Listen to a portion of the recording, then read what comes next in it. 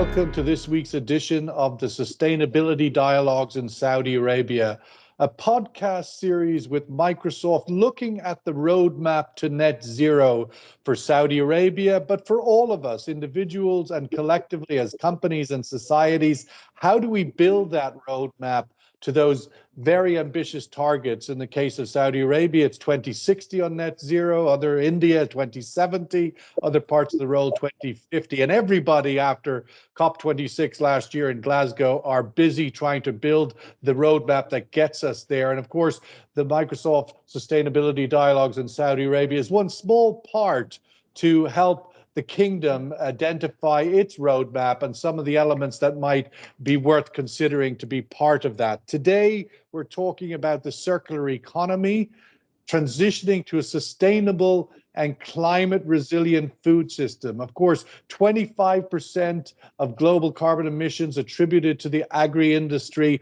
a critical part of the business, 250 kilograms a year of food waste per individual in the Middle East, North African region, a massive amount of low-hanging fruit, one might think, in order tackling some of these big challenges. Let's kick off this afternoon with Professor Mark Tester, co-founder and chief scientist at Red Sea Farms, been based in and around Saudi Arabia for a decade now. Mark, you must have a great insight to the world and how it's taking to this challenge. Your thoughts, opening comments on the theme of today's podcast. It's great to be thinking about food in the context of the pathway to the roadmap to net zero 2060, because food is arguably, the food system is arguably the most polluting of all sectors of human activity. People think about transport or energy, but food really is enormously problematic, and particularly so in Saudi Arabia, where we're needing to import a large fraction of our staples and, unfortunately, also import a lot of our perishable goods. And a lot of those are brought in by air freight. So when we're looking at transport and the carbon footprint of transporting food in Saudi Arabia, especially the fresh produce, the footprint is enormous. Superimposed upon that, we also have a massive limitation, constraints, of course, with water. And water in the kingdom is the elephant in the room when we're trying to consider anything to do with growing anything or sequestering carbon, with trees or any of these other issues. We really have to be extremely careful to consider not just in inverted commas, CO2 and methane emissions, but also be considering the role or the constraints imposed on us by the limitation of water in kingdom. And just to follow up quickly on that, Mark, when you think of the kingdom and you think of the context of the title of our session here, one of the big words that stands out to me is transitioning, the change from point A to point B. What is, do you think, in the context of this discussion, climate resilient food system, what is the biggest hurdle or one or two of the Saudi challenge to that transitioning piece going from A to B? I think one of the issues we need to consider is the maximizing of value of the water that we are using, and that value in terms of human nutrition and dollar values, both are important. And really, when we've only got a limited amount of water there, we need to be using that very intelligently and very strategically. So if we are wanting to consider overall carbon footprint of our food system, we should be maximizing the importation. It's an unfashionable thing to say, but we should be maximizing the importation of our staples, because they can be transported by surface in bulk with, for the amount of calorific and other nutritional returns, very low carbon footprint. And we need to be maximizing the production. We need to be transitioning our farming systems away from production of staples and increasing the production of perishables. So then we're reducing the air freight into kingdom of perishables. And that would make a massive contribution to reducing the carbon footprint of our kingdom's food sector. That's a big challenge. That is certainly a big challenge, given I mean, a lot of water has already been consumed in the Saudi agri sector with by Irish people. I know, because they've been building the farms there in Saudi Arabia for many years, thinking maybe Yes. that they were still in Leitrim and no longer in the desert. We'll come back to that. Marie-Thérèse Langer-Nadei, Marketing Director, Near and Middle East, and Strategy Director for Africa of Veolia. Your opening thoughts, Marie-Thérèse. Yeah, thank you. Thank you for your insight, Professor. And I completely agree with what was said about the way we are using the water. I think that when it comes to agriculture, it's key. And our aim in Veolia, because it's just what we are focused on, it's our purpose, it's where we can help our client, is to maximize that water production, that water usage, and be able to maybe use water and what we are calling in our profession drinking water to really specific area of humanity needs, which means, for instance, when it comes to grass, maybe we could reuse water just for grass, and just take the water where it is and use it for humanity and the really needs of feeding humanity in the best way possible, reducing all the leakage. And this at that point, here comes, for instance, digital. And we are developing in Veolia what we call a smart water system, which means that we are just like thinking wherever we can, how we can preserve water. In avoiding leakage, giving the water the right amount of water at the right place for the right person. And this, for me, is key in the future. Marie-Thérèse, I'd welcome just to follow up on given your particular focus and expertise in your industry for Veolia on Africa. Of course, the COP27 is hosted in Egypt. Is the first time climate conference arrives in Africa, of course, in North Africa, but nonetheless, I'd welcome, where does Africa sit in the context of its challenge of transitioning? Of course, Saudi Arabia, a very wealthy country. Many countries in Africa don't have the wealth, but have other what are the challenges of the transition to a more sustainable climate aligned agricultural industry? I think that Africa right now, what we are seeing is considering his self-sustained way of bringing or being able to feed themselves. And we are seeing some regions that are just like taking food security and then agriculture and making it as a strategy, as a filière they had to just like reach and maybe be able to be for their own able to feed themselves. And tomorrow, because maybe they got the people that could be that are available on the territory to be able to accelerate and become a kind of territory where agriculture can be a large part of their economy and being kind of a farm or agriculture for the rest of the world.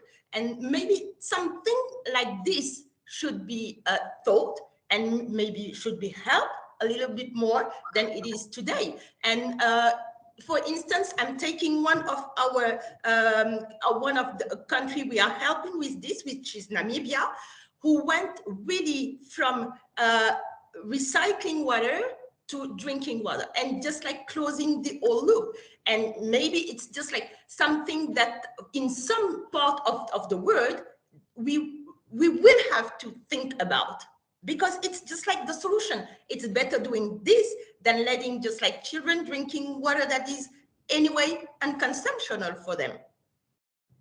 Let's welcome to the table Suhail Jabir, General Manager, Saudi Arabia for Foodex. And Suhail, I'd welcome your opening thoughts. Again, just reminding ourselves of the topic of the podcast, the question of the podcast, circular economy, transitioning to a sustainable and climate resilient food system. Suhail, your opening thoughts. First of all, thanks everybody for being a part of this call. It's an absolute honor. The first thing that comes to mind for us at Foodix is the 3 R's, right? So reduce, remove, reuse. Our treasure trove is based off of data. It's based off of insights. It's based off of information. We operate around 100,000 terminals deployed in the market. We witness F&B operators deboning, reusing, removing a lot of the ingredients that they utilize to run their day-to-day operations, right? We think it's an important cause. We also believe and know wholeheartedly that it takes a lot more than one person or one entity to kind of push this change across the region, whether it's Saudi, whether it's Africa, or any other nations or countries globally. But we do think that it starts with the right data. Suhail, just to follow up on some thoughts from the ground in Saudi Arabia, I was reading some reports in preparation for our call today that of the many sort of keeping everything on the table for consideration in the kingdom, was one idea to tax people or penalize people for leaving food on their plate in restaurants. I'm wondering, from your point of view of that sort of granular impact, that kind of granular policy, is there room for that in this solution to the circular economy? I think financial repercussions would be a great approach. I don't see taxing them being the efficient push forward, right? I think making it more of a feasible and an economically affordable opportunity to funnel into homegrown products, right? With entities such as Red Sea Farm being available in the kingdom, I think what they're doing is a heavy push towards making, purchasing products from them more economically and financially efficient than importing them from external countries or external parties.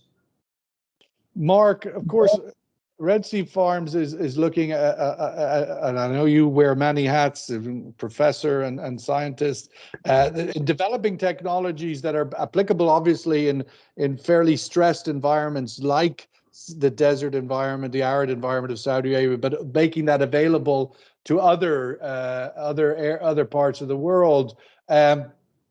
Speaking of this idea of transitioning to perishables production rather than staples, is that something that Saudi is particularly aligned to do? Is that a challenge? Talk us through a little bit about that, what the alignment, because sometimes you find that unique stressed environments can be, as they say, necessity is the mother of innovation. Yes, that's exactly right. And it's fantastic that Saudi Arabia has done things like establish KAUST, and is really trying to seed quite a lot of research and innovation. And what I also like that's very good in Saudi Arabia is the way we are really focusing on trying to not just do the research, but really deliver innovations into a whole range of sectors, the food sector in this conversation. And so that's how Red Sea Farms spun out, was because we were doing research at KAUST and we really were encouraged and helped to get through that valley of death that startups suffer, and actually now are in a rapid growth phase. And so, yeah, I think Saudi is a good environment for doing things like what we're doing. We're trying to substitute fresh water with salt water, for example, as much as is technically possible and economically viable, economically feasible, and trying to incorporate solar energy into the structures of greenhouses. And those are like 2 examples where we're really trying to do things. And being in the Saudi context, of course, we're doing what we're doing because there's a market here and there's a need. So yes, I think the stressed environment is stimulating invention and stimulating the right environment to enable us to develop, but deliver the inventions. So no, I think it's great here. And yeah, Red Sea Farms, hopefully just one of many examples that are going to be bubbling out over these coming years in Saudi. And when you talk about this transition from the open field staples-based agriculture to providing more perishables, I would hope that would also come. And that's why we're doing what we're doing. So it sounds like I'm talking with a conflict of interest, but we're doing what we're doing because we sincerely think there is a need for this, to improve, to increase the amount of covered controlled environment agriculture, and to minimize the environmental footprint of that controlled environment agriculture. And so, for example, a kilo of tomatoes in Saudi Arabia in the open field, or even in a polytunnel, that takes like 350 liters of water, fresh water, just for a kilogram of tomatoes. If you put them into a mid to high tech greenhouse, it's the same amount of water being consumed. Instead of it evaporating in an open field, it's being used to cool the greenhouse. So if we can substitute fresh water with salt water, for example, that can really have a big energy saving, big water saving, and I think that's what this kingdom needs. Yeah. Just wanted to pick up on a point and put it to you, Mark, that Marie-Therese mentioned regarding the reuse of water. Yeah. But I'm particularly referencing produced water. When you produce oil, Yes. you produce a lot of associated water. Calling it water is a bit of a generous term because it's quite toxic, but nonetheless, it can be. There's different countries, different volumes of produced water come with a barrel of oil. It is a source for other uses, maybe not for drinking, but for cleaning and agriculture. Where is that as a solution in the kingdom? How serious is it? How advanced is it? Your thoughts? Yeah, what we intend to do, and we are doing this in Saudi either, is a request from the kingdom to go from salted water, so seawater, to just like be introduced in the oil sector and the oil process. And the thing is that when you come to switch from just like drinking water to that salt water, and Professor, you are right, it's just like bringing more drinking water to some other people, and just like taking the right water for the right thing. And that's what we need to do. And going from salt water or seawater to go to that process of oil, which is needful. We need that fossil energy because our economics need it. But trying to find the right water for the right thing is, from our perspective, from Veolia perspective, the right thing to do. And knowing that we've made really great innovation on all those processes, which we all know, transforming seawater to a water that is can be injected in industrial process, and going from seawater to drinking water either. So we have to think on all the solutions that can just help us to feed the 9 billion people we are becoming, and do it in the less environmental illness, I would say, on the break that we could. So Hale, you're obviously a private sector company, private sector solution in a country that is very sort of government-led, big government companies, ministry. I mean, it's a very much a state-led economy to a great extent, with a developing private sector, obviously. But I'm just wondering, from your point of view, where those two meet in this solution. There's the role of the private sector. Is it reliant on the government leading, or can the private sector lead from the ground in the kingdom? Your thoughts on that as part of the solution? I'd like to compare it more to a tandem bike, right? What we've witnessed in the past couple of years is a very heavy focus on empowering the right private sectors and empowering the right private entities, right? If your cause is driving towards the Vision 2030, you have the utmost support from every entity, whether it's government or private industries such as Aramco, SABIC, and these mega conglomerates locally. We have to keep something as well in mind, right? So 70% of the Saudi population is under the age of 30 or 31 years old. So the will to want to shift, and the will to want to... Sorry, I just want that statistic to resonate again so it's clear. 70% of the Saudi population is under 31 years of age. Correct. Wow. 31 or 32, give it either plus or minus. You Right. know what I mean? That's massive opportunity or massive burden, right? So let's see. Opportunity. I mean, what we've witnessed in the past couple of years, it's been a massive opportunity, right? The shift upwards and the uptick in becoming more, economically viable and making the right decisions to shift for the Vision 2030. I think it's proven that it is definitely in the benefit of the kingdom to kind of tap the shoulders of these young, bright individuals, attract international investments and international companies to kind of push towards the same vision as well.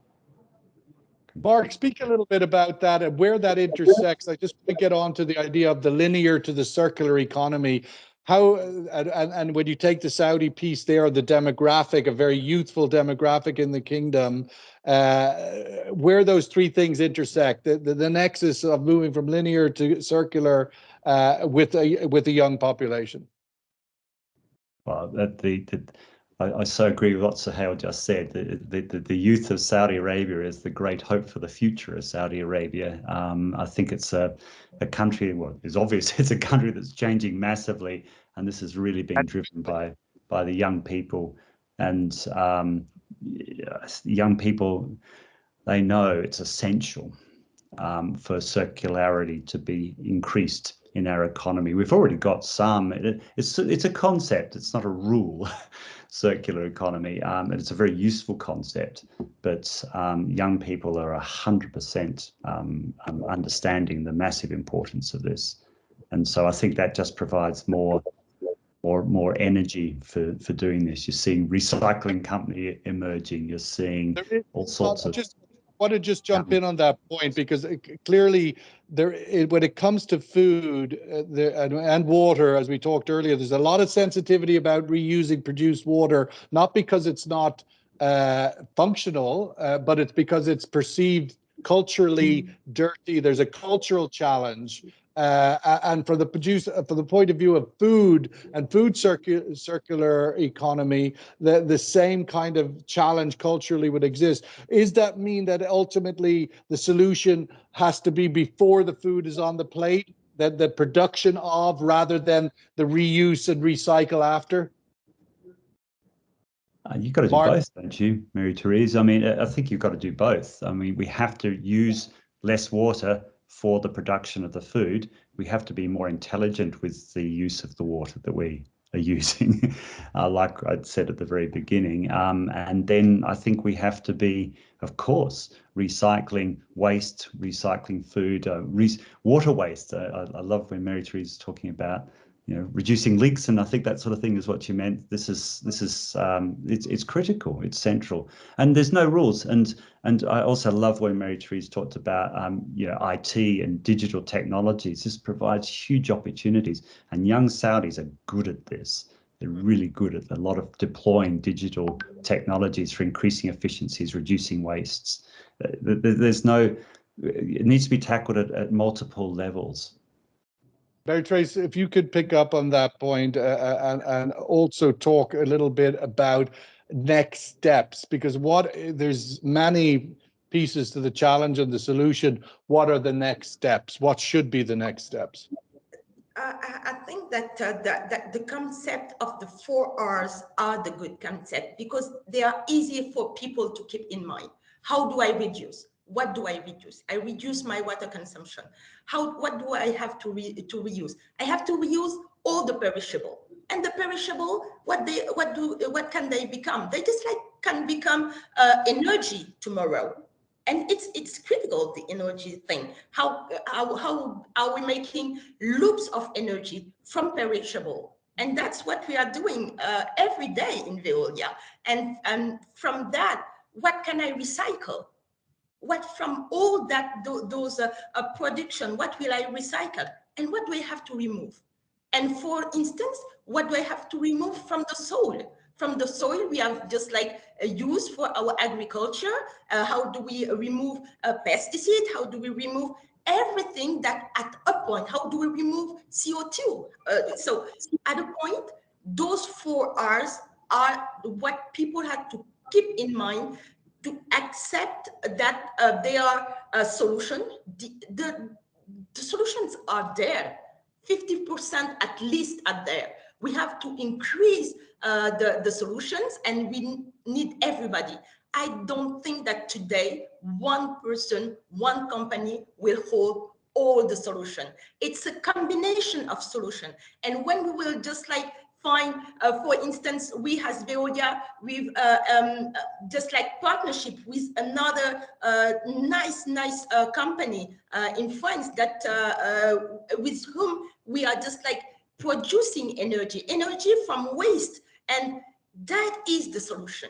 We don't have the technology. They have the technology. We've got the feedstock, and we combine this, and we just like go further.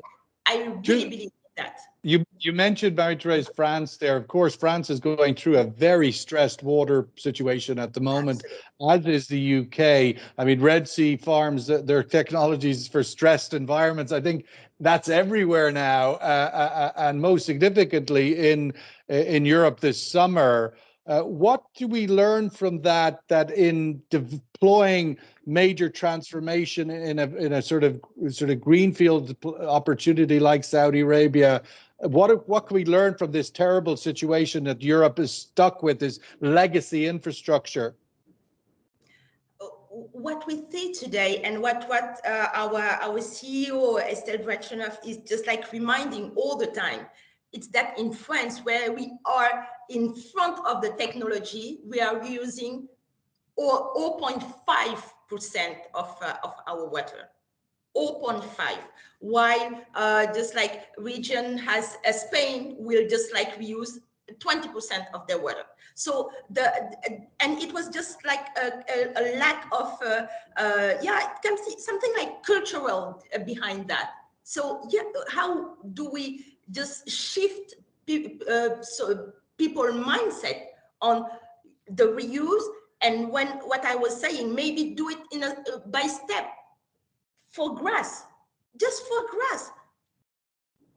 We don't eat grass, so it's okay using reuse for grass. Yeah. We do eat grass through cows, right, or beef. Through cow, maybe, but not in every part of. You know, when you are in the city, you don't have cows, but you've got grass everywhere.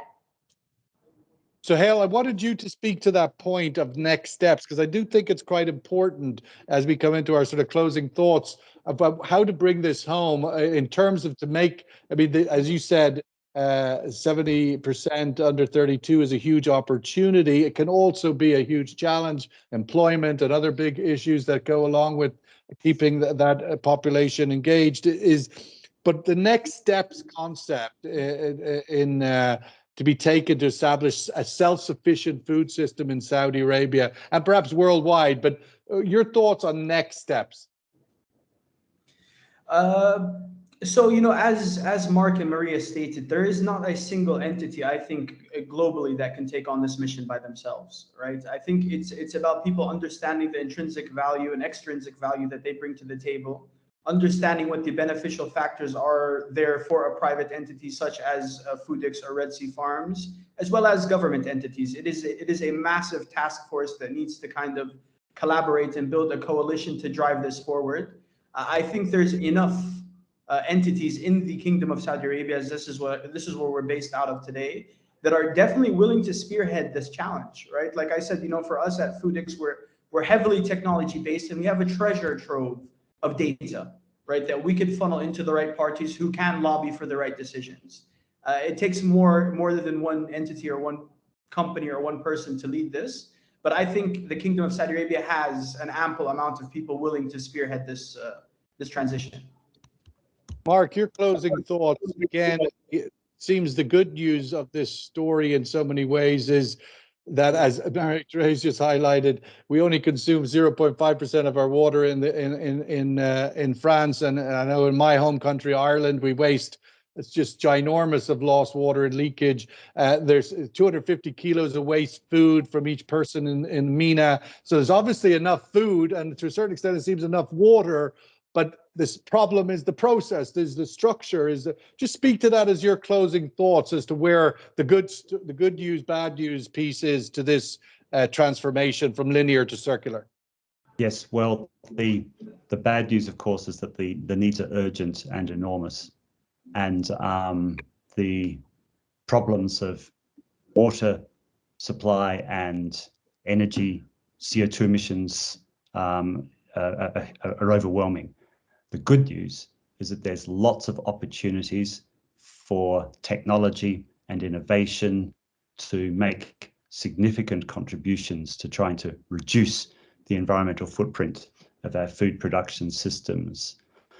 I would suggest that this needs to be facilitated greatly in Kingdom and in the region by alterations of policies to help facilitate the adoption of innovations. For example, let's charge the real price for water. To have subsidies for a lot of these fundamentals in this kingdom and in this region. It's not just this kingdom, but in the region.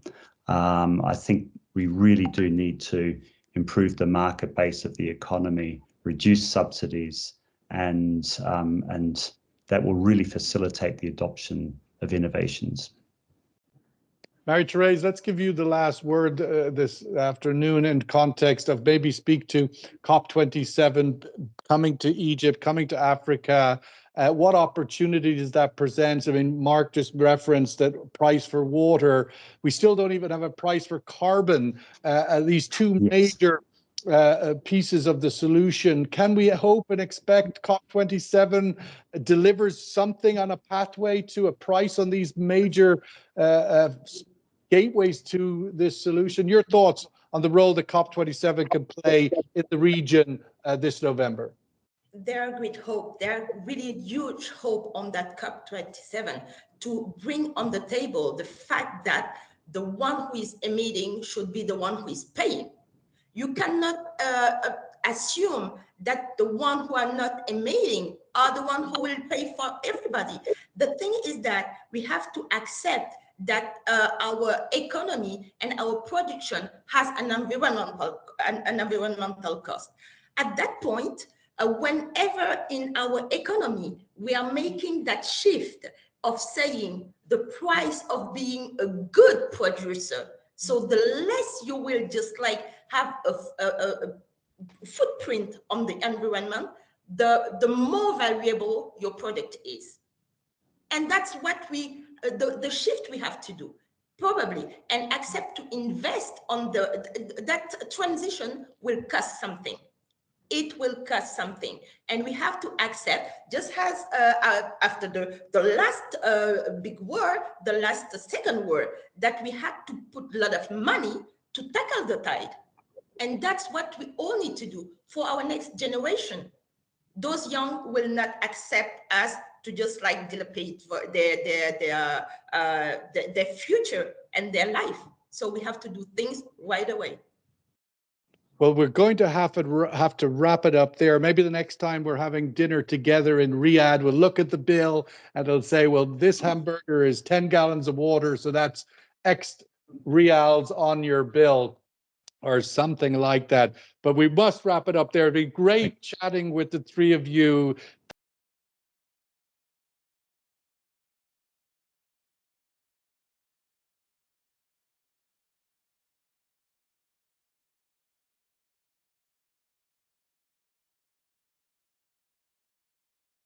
You being on the Microsoft Sustainability Dialogues in Saudi Arabia, a series that we hope you'll come back to as we progress in our discussions on all of these topics. Thank you very much. Thank you. Thank you.